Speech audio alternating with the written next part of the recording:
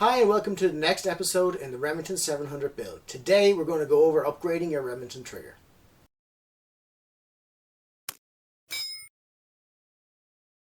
You can see here in front of me we have a strip barrel action. All we have in here is the MRAD Pro trigger.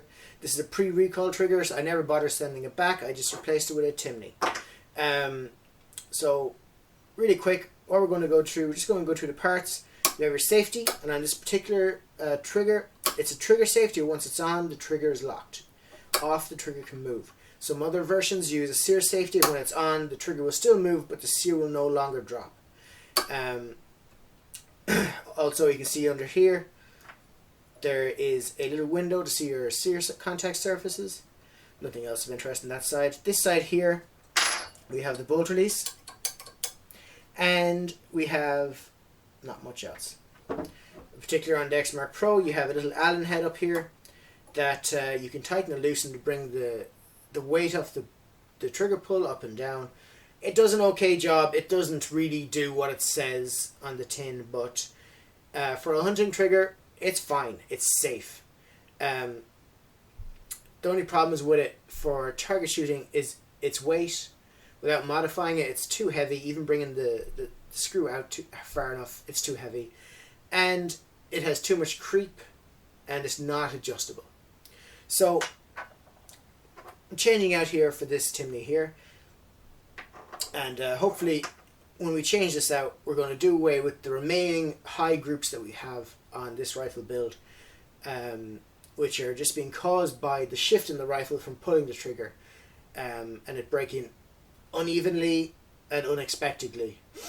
And you can hear I have a cold. So, first thing we're going to do, we're going to drift out the two drift pins. And you put on the safety to see the two pins. Now I use a punch that's slightly smaller, so I can punch out the forwardmost pin first. If you use a full-size punch, it'll get slightly stuck on the bolt release. If you do it this way, you won't have to release the bolt release, and it'll be a bit easier. So we're just going to drift this across.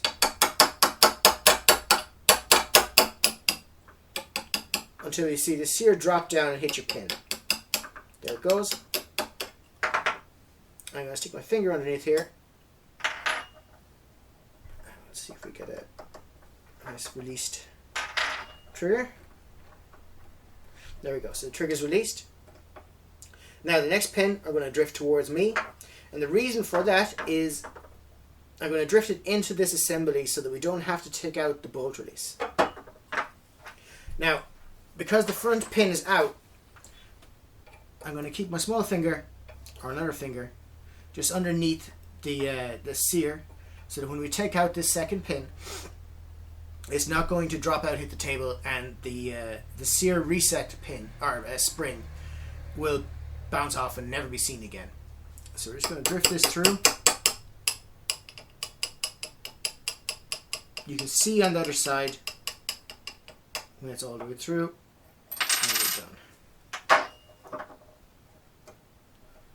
Okay, trigger's out.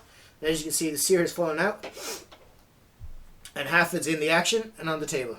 Now, if you don't keep something on the backing, when this falls out, this little spring can land anywhere, and it's a pain to find. So we're just going to get rid of the sear surface, and you can see the actual sear surface just here in front of my finger now. This is going to go to the side because we're not going to use this again. So now we have one drifted away from us and one towards, and you can see the bolt release is still working. Now if you had a trigger that did not use a bolt release, you could take this out if you don't want to have the bolt locked in there, or you could leave it in and manipulate the bolt from the top with a pin when it comes around to it, or have an external bolt release installed. So this guy here has one retention pin in here, which just keeps the sear surface down. It's a hinged sear surface. It's not the same as the Remington. There's a much bigger spring holding the sear in place, and we're just going to drop it in here, drift across our first pin so we have it locked. We're going to keep going until we just see it coming out.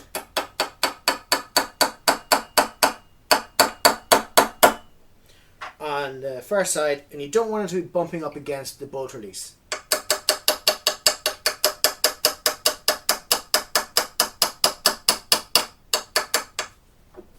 There we go. You might be able to see it here. It's just there now, and it's not touching the bolt release. So we still have a free movement. If you go too far, you'll bump against the bolt release, and you might not be able to take out your bolt without taking it out of the action. Now, the last pin, which is holding the bolt release, is going to go through, and it's going to push through the little retaining pin, and it's going to pop it out this side. We're just going to tap it through.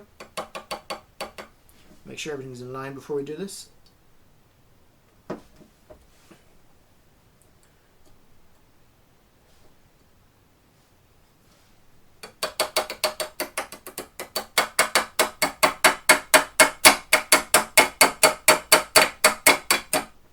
There we go, and you can see the retaining pin is just coming out this side here.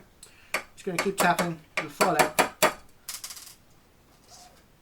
And on this side here, we want to tap this through a little bit more, just so this is down a little bit past the corner. Just about there. So now, our bolt release works. It's a little bit stiff with this trigger, but it works fine. And there we go. And the trigger itself will be working when we take the safety off. There we go. Now, it's as simple as that to change the trigger. It's 2 pins and a little bit of forethought, and you won't be chasing coil springs around the house. I've used this trigger on my 308 and on this one for a little while, and you'll see from the groups here is my previous groups are all stacked. Now, that's common enough with having either a soft floated or a soft unfloated fore end on the rifle, or having a very high trigger pull.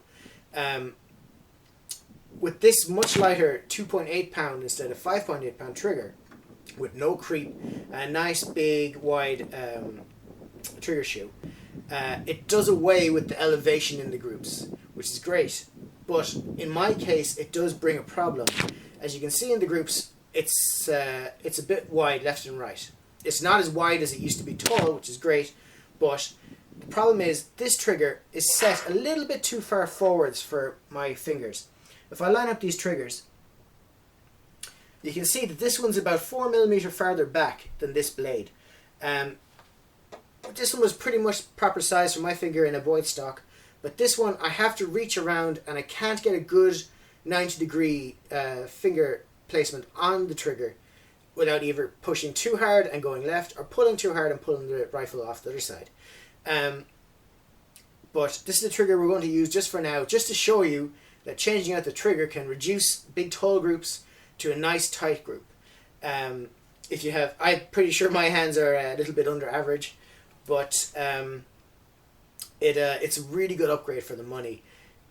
Timney's and most triggers have a product line between the $100 and $200 range.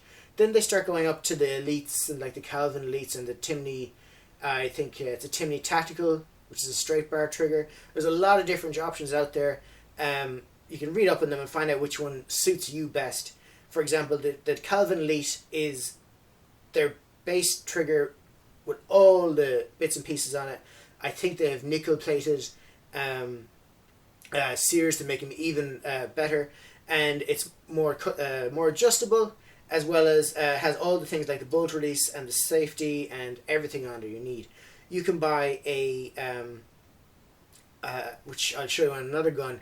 You can buy a Timney Remington Tactical, which does not have a safety, does not have a bolt release, but is adjustable down to I think about 8 ounces or less, and has a fully adjustable straight bar trigger, so you can change the length of pull, you can change the angle of your trigger shoe, which is really nice for people with shorter fingers like me. I can get much nicer groups of those just because I can get my finger around it perfectly and know exactly when it's going to go off each time. The next thing we're going to see in the build series is the Boyd stock is going to make another return. We're going to pillar bed the Boyd stock. This is just to see what kind of accuracy we can get out of a bedded, pillar bedded, free floated laminate stock that cost us €100 and a little bit of elbow grease just to get in there and do the bedding and the pillar bedding. So at the moment we're looking at a Timney trigger, which is in, let's say, the region of 180. We're looking at the bedding compound and the bits and pieces, maybe another 20. You're looking at maybe $200, and a broad stock at 100. So we're looking at $300 to bring the Remington SPS from, I think it was a 1.8-inch group at 100 down to a much more respectable sub MOA group, which I think with the pillar bedded, I'd like to see it being all touching at least. So maybe 0.5 MOA at 100, but we'll have to shoot the groups and see. So thanks for watching. If you have any questions about what I did here, or any gun related questions at all, you can ask them in the comments below. I might not be able to answer, but if I can, I'll get straight back to you. If you want to get updates of whenever these videos are posted, you can subscribe, and it'll help me out as well. So for now, thanks for watching, and I'll see you next time.